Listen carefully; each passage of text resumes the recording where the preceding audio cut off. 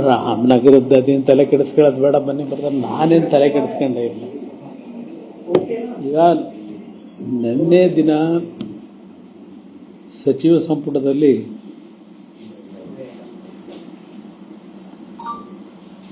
ಪ್ರಮುಖವಾಗಿ ಬಹುಶಃ 2 ಸಬ್ಜೆಕ್ಟ್ ತಂದಿದ್ದಾರೆ.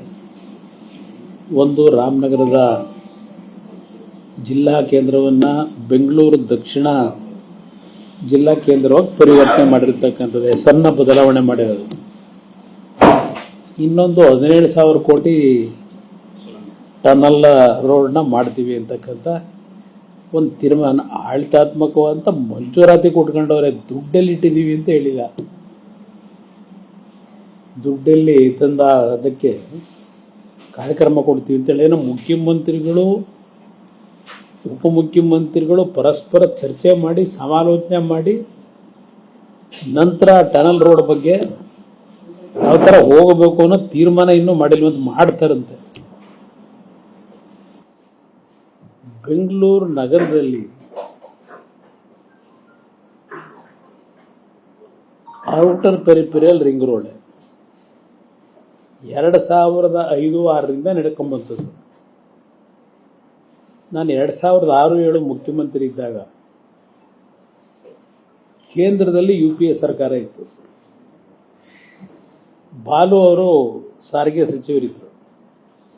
ತಮಿಳುನಾಡಿನ ಹಿರಿಯ ಸದಸ್ಯರು ಟಿ ಆರ್ ಬಾಲು ಅವರ ಜೊತೆ ಚರ್ಚೆ ಮಾಡಿ ಅವತ್ತು ಹಣ ಕೊಡೋಕ್ಕೂ ತಯಾರಾಗಿದ್ದರು. ನಮ್ಮ ಕಾಲದಲ್ಲಿ ಟೆಂಡರ್ ನೋಟಿಫಿಕೇಶನ್ ಎಲ್ಲ ಮಾಡಿ ಎಲ್ಲ ಒಂದು ಲೆವೆಲಿಗೆ ತಂದು ಆ ಕಾರ್ಯಕ್ರಮಕ್ಕೆ ಯೋಜನೆ ಜಾರಿಗೆ ತರೋದಕ್ಕೆ 2006-7 ಹಲವಾರು ತೀರ್ಮಾನ ಮಾಡಿದೆ. ಇವತ್ತು 17 ವರ್ಷ ಆಗಿದೆ. ಬರೀ ಚರ್ಚೆಗಳಂತಲ್ಲೇ ಇಟ್ಕೊಂಡಿದ್ದಾರೆ.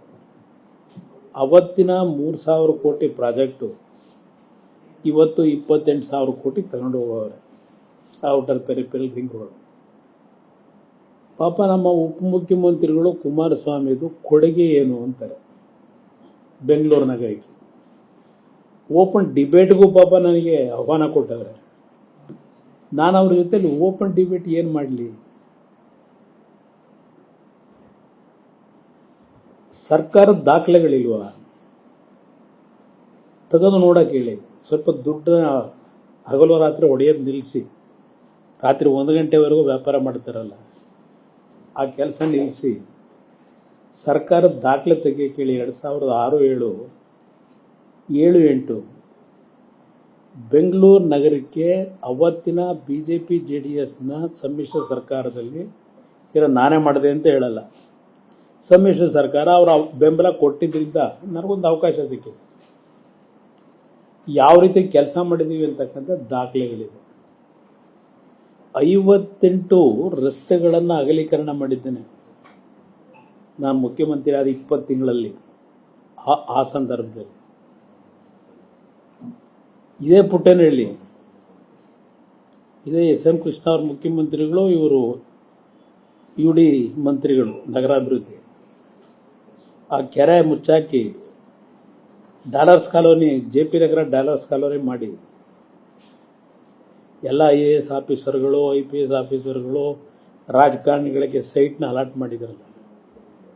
3 ಅಡಿ ನೀರು ನಿಂತ್ಕೊಳ್ಳೋದು ಮನೆಗಳಿಗೆ. ಧರ್ಮಸಿಂಗ್ ಕಾಲದಲ್ಲಿ ನೋಡಿದ್ರಿ ನೀವು ಏನೇನಾಗಿತ್ತು ಅಂತ. ನಂತರ ನಾನು ಮುಖ್ಯಮಂತ್ರಿಯಾಗಿ ಆ ಸ್ಥಳ ಪರಿಶೀಲನೆ ಮಾಡಿ ತೆಗೆದುಕೊಂಡಂಥ ನಿರ್ಧಾರ, ಇವತ್ತು ಆ JP ನಗರ ಆ ಡಾಲರ್ಸ್ ಕಾನೂನಲ್ಲಿ ನೀರು ನಿಲ್ಲೋದಿಲ್ಲ. ಒಂದು ಶಾಶ್ವತವಾದಂಥ ಕೆಲಸ ಮಾಡೋದು. ಅವತ್ತು ಆ ಭಾಗದ ಜನ ಆ ಕೆಲಸ ಸಂಪೂರ್ಣಗೊಂಡ ಮೇಲೆ ನೀವು ಬರಲೇಬೇಕು ಅಂತೇಳಿ ಕರೆಸಿ ಹೆಲಿಕಾಪ್ಟರ್ ತರಿಸಿ ಪುಷ್ಪಾರ್ಚನೆ ಮಾಡ್ತಾರೆ. ಆ ಒಂದು ಕೆಲಸ ಶಾಶ್ವತವಾಗಿ ಮಾಡಿಕೊಟ್ಟಿದ್ದಕ್ಕೆ ಇದು ಕುಮಾರಸ್ವಾಮಿ ಕೊಟ್ಟಂಥ ಕೊಡುಗೆ. ಈ ಪುಣ್ಯಾತ್ಮಗೆ ಏನು ಗೊತ್ತಿವನಿಗೆ ನಾನು ಏನು ಕಾರ್ಯಕ್ರಮ ಕೊಟ್ಟಿದ್ದೀನಿ ಅಂತ. ಇದೇ ಈಗೇನು ಸುರಂಗ ಮಾರ್ಗ ಚರ್ಚೆ ಮಾಡ್ತಾವ್ರಲ್ಲ, ಈಗೇನೋ 17,000 ಕೋಟಿ ಮಾಡ್ತೀವಿ ಅಂತೇಳಿ ಏನೋ ಇಂಥವ ಕಾರಿಡಾರ್ ಮಾಡ್ತಾರಂತೆ. ನಾನು ಆ 20 ತಿಂಗಳಲ್ಲಿ ಮೀನ್ ಸ್ಕ್ವೇರಿಂದ ಹೆಬ್ಬಾಳ ಫ್ಲೈಓವರ್ ಅವರಿಗೆ 30 ಕೋಟಿ ವೆಚ್ಚ ಆವತ್ತು ಟನಲ್ ರೋಡಿಗೆ. ಒಂದು ಕೊರಿಯನ್ ಕಂಪನಿಗೆ ಕೆಲಸ ಅಲಾಟ್ ಮಾಡ್ತಕ್ಕಂಥ ನಿರ್ಧಾರಗಳಾಗಿ ಟೆಂಡರ್ ಪ್ರೋಸೆಸ್ಸು ಆಯಿತು. ಸರ್ಕಾರ ಹೋಯ್ತು, ಆಮೇಲಿಂದ ಆ ಕೆಲಸ ಅಲ್ಲಿಗೆ ನಿಂತೋಯ್ತು. ಮುಂದೆ ಬಂದಂಥವ್ರು ಯಾರು ಏನೂ ಮಾಡಲಿಲ್ಲ. ಮೀನ್ ಸ್ಕ್ವೇರಿಂದ ಅಪ್ ಟು ಹೆಬ್ಬಾಳದವರೆಗೆ ತೆಗೆದುಕೊಂಡಂಥ ನಿರ್ಧಾರ. ಇನ್ನೊಂದು ಬ್ಲೂ ಪ್ರಿಂಟ್ ಮಾಡಿದ್ವು, ನಮ್ಮ ರಾಜಕಾಲುವೆಗಳ ಮೇಲೆ ಎಲಿವೇಟೆಡ್ ರೋಡು 146 ಕಿಲೋಮೀಟ್ರು ಮಾಡಬೇಕು ಅಂತಕ್ಕಂಥ ಒಂದು ಬ್ಲೂ ಪ್ರಿಂಟ್ ರೆಡಿ ಮಾಡಿ ಅದಕ್ಕೂ ಚಾಲನೆ ಕೊಡಬೇಕು ಅಂತ ಹೊರಟಿದ್ದು. ಲೈಟ್ ವೆಹಿಕಲ್ಗಳು ಓಡಾಡಲಿಕ್ಕೆ 146 ಕಿಲೋಮೀಟ್ರ್ ಬೆಂಗಳೂರು ಸರ್. ಇದೆಲ್ಲ ಕಸದ ಬುಟ್ಟಿಗೆ ಹಾಕೋದು. ಪೆರಿಫೆರಲ್ ರಿಂಗ್ ರೋಡ್ ಹಣೆ ಬರೋ ಎಲ್ಲಿ ನಿಲ್ತು 17 ವರ್ಷದಲ್ಲಿ. ಇಲ್ಲೇ ಕೂತ್ಕೊಂಬ ನೀನು ಅಲ್ಲೇ ಹಾಕೋದೆ. ಇದು ಅಫಿಷಿಯಲ್ ಅಲ್ಲ, ನಾನು ನೋಡಿ ಆ ಕಡೆ ಹೋಗ್ಬೋದು. ಇದು ಯಾಕೆ ಹೇಳ್ತೀನಿ ಅಂದರೆ ಪಾಪ ಅದು ಎಂಥದೋ ಚಾಲೆಂಜ್ ಮಾಡೋದ್ರಲ್ಲ, ಮೊನ್ನೆ ಏನು ಕೊಟ್ಟ ಬೆಂಗಳೂರಿಗಿಂತ ಕೊಡುಗೆ, ಅದಕ್ಕೆ ನಾನು ಹೇಳ್ತಾ ಇದ್ದೀನಿ. ನಿಮ್ಮ ಜೊತೆ ಚರ್ಚೆ ಏನು ಮಾಡಲಪ್ಪ, ಓಪನ್ ಡಿಬೇಟ್ ಮಾಡಿ ಸರ್ಕಾರದ ದಾಖಲೆಗಳ ತೆಗೆದು ನೋಡ್ಬಿಟ್ಟು ಮಾತಾಡಿ. ನೀವು ಸರ್ಕಾರ ಕೇಳೋದು. ನ್ಯೂಸ್ ಫಸ್ಟ್ ನಿರ್ಭೀತಿಯಿಂದ ನಿಮ್ಮ ಪರವಾಗಿ.